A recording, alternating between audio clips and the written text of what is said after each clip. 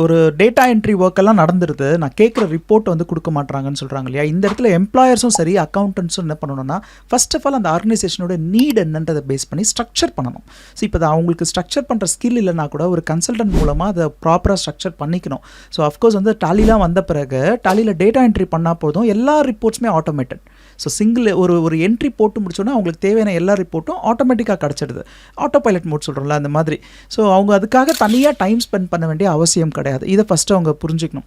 இன்னொன்று என்னென்னா, நீங்கள் சொன்ன மாதிரி அந்த டெக்னிக்கல் ஸ்கில்ஸ் அப்படின்னும்பொழுது ஒரு எம்ப்ளாயருக்கு வந்து அவங்களுடைய கேண்டிடேட்டை என்னென்ன ப்ராப்ளம்ஸை சால்வ் பண்ணி கொடுக்க முடியும், என்ன ஸ்கில்ஸ் இருந்தால் அந்த ப்ராப்ளமை சால்வ் பண்ணி கொடுக்க முடியும். ஃபார் எக்ஸாம்பிள் ஒரு கம்பெனி வந்து ஆல்வேஸ் ஃபண்டிங்காக ஒர்க் பண்ணுற கம்பெனியாக இருக்கும்.